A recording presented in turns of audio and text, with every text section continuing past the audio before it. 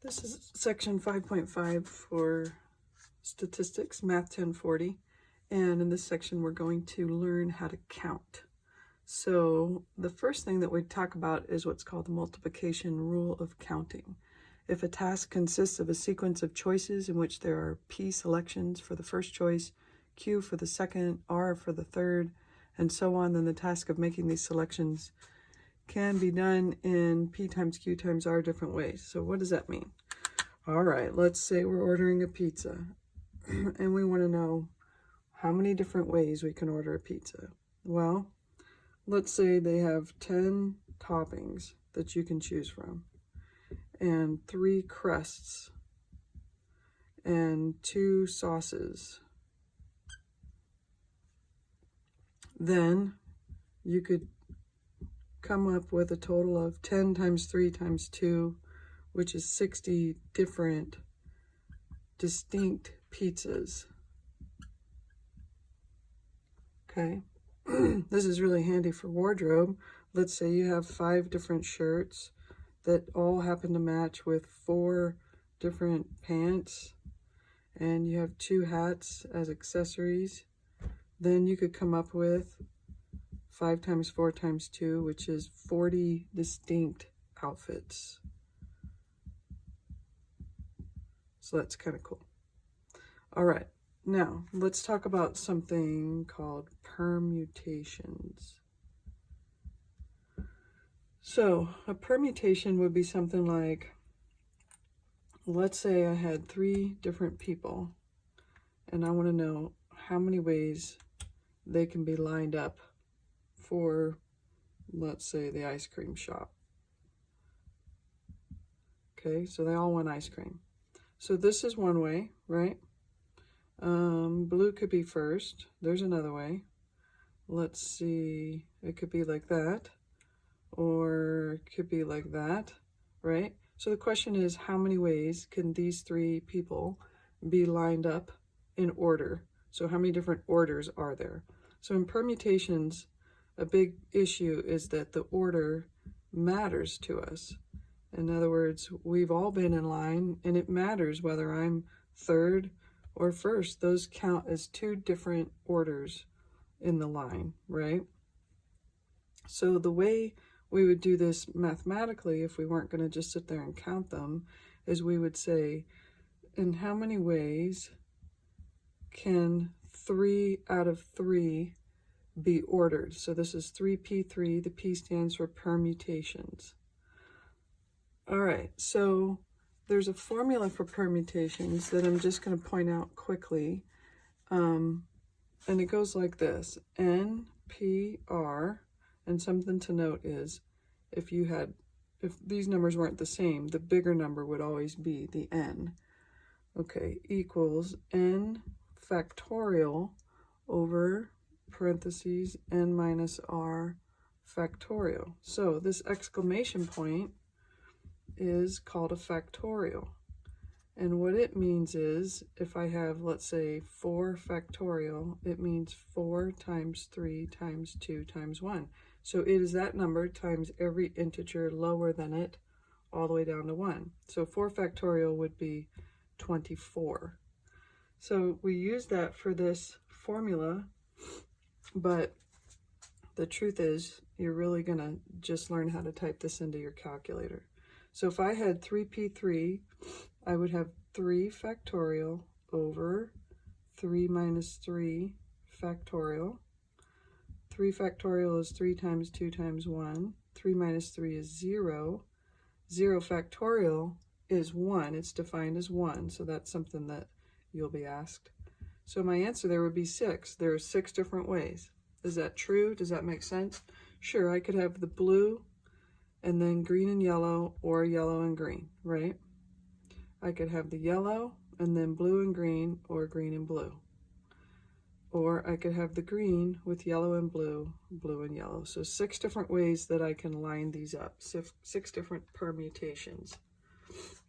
Okay, well, sometimes they ask, well, what if I had 4 people, but I only want to line 3 of them up?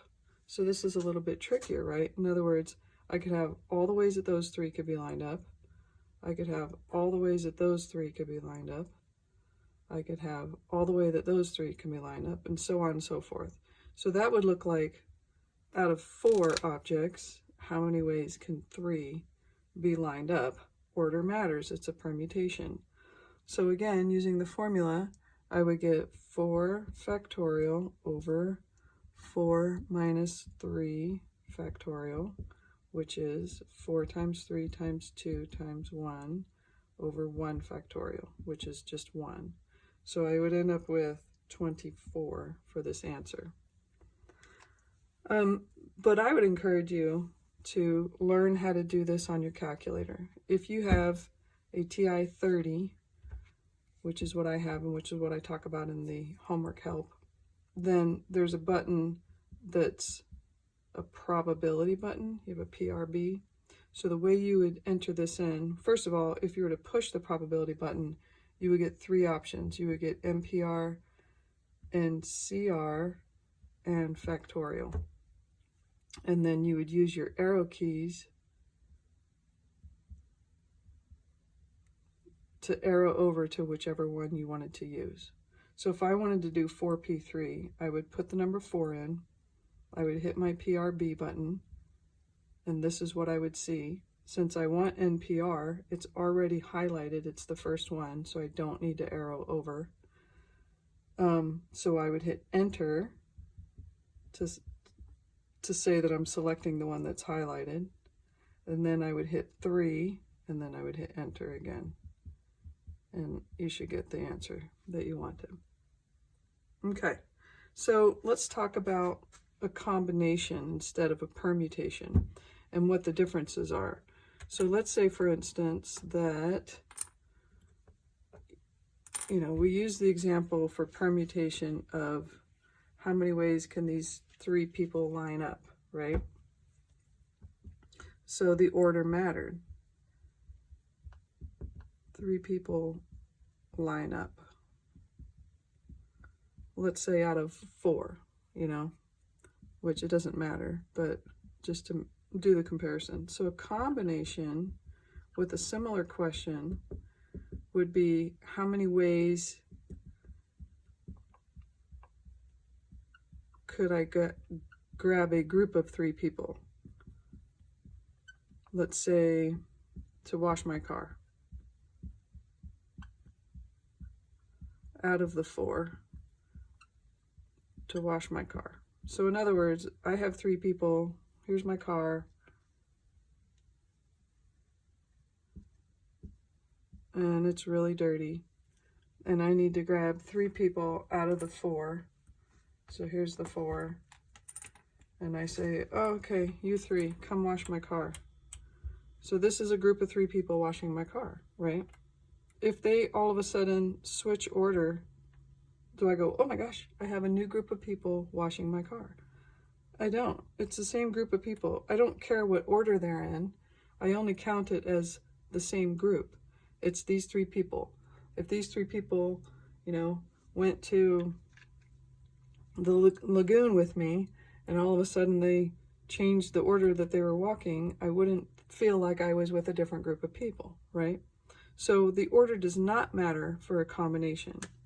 Order does not matter. Okay, so how many ways can I grab a group of 3 people from the 4? I could grab these 3, I could grab these 3, I could grab these 3, right? And that formula for a combination is similar to the permutation, but again, I would encourage you to use your calculator. So NCR equals n factorial over r factorial times n minus r factorial. So in this case, I'm looking at, out of 4 people, how many ways can I grab a group of 3? So I've got 4 factorial over 3 factorial, 4 minus 3 factorial. So 4 times 3 times 2 is 24. 3 times 2 times 1 is 6, times 1 factorial, which is just 1. So 24 over 6. 6 goes into 24 4 times. So there are 4 ways that I could grab a group of 3, right? Here's 1. Okay, here's 2. Here's 3. And I don't know what else I did. And here's 4. I think that was it. Okay, so that's a combination. So what's interesting is, you know how we use a combination lock, you know, at school, like for a locker or something like that. And it's like, okay, well, I have this combination lock, right? And let's say I have numbers 1, 2, 3, all the way to 59, okay? So those are all my choices. And my question is, how many ways are there? How many different combinations are there, basically, right? And let's say there's 3 numbers in my lock, or in my combination, you know? And let's say my right one is 21, 4, 7, or something like that. So how many choices do I have for my first entry? Well, I have 59 choices. Only one of them is right. How many do I have for my second? I have 59. And my third, I have 59. So we use our multiplication rule to figure out how many total different combinations we could get. Now we could use the NPR, but I think it's easier to kind of like visualize it and lay it out. So whatever 59 times 59 times 59 is, which I don't have my calculator on me, so I don't know what that is. Let's say it was whatever number. It's probably somewhere around, I don't even know. Let's just say we got an answer of like 1,000, which is not right, okay? But this is the correct one. So the probability of getting the correct one in the first try would be 1 out of 1,000. So you'll have a couple questions like that. But the point I was trying to make is this really a combination lock? Does my order matter? If I accidentally got my combination as 4, 21, 7, would that work? And the answer is no, it would not work. So it should be called a permutation lock, but the English language got lazy. So anyway, that's a combination lock that acts as that's actually a permutation lock because the order really does matter. So in a lot of the questions, I think they're kind of fun because you can lay them out and just see what the counts are. So they love to do like a license plate question where if I have a license plate and I know that the first 3 pieces of my license plate have to be digits and the second 3 have to be letters, then how many different license plates could I have?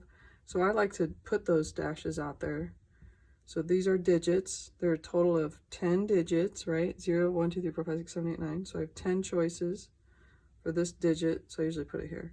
I have 10 for that one, 10 for that one.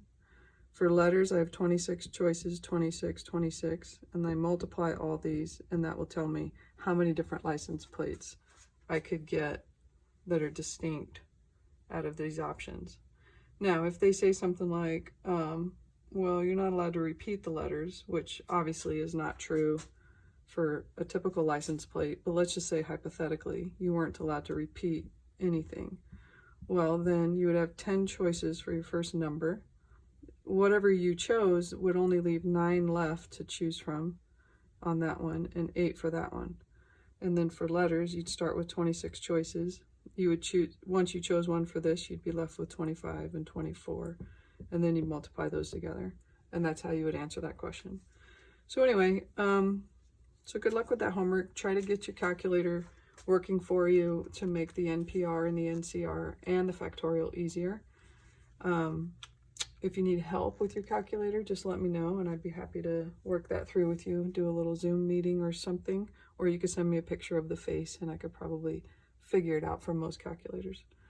All right, there is a way to do the permutation and combinations on StatCrunch, but I think it's a little, I don't know, it's lengthy. It's kind of a longer process. I think you'd be better off using your calculator. So that's it for this. I'll talk to you later.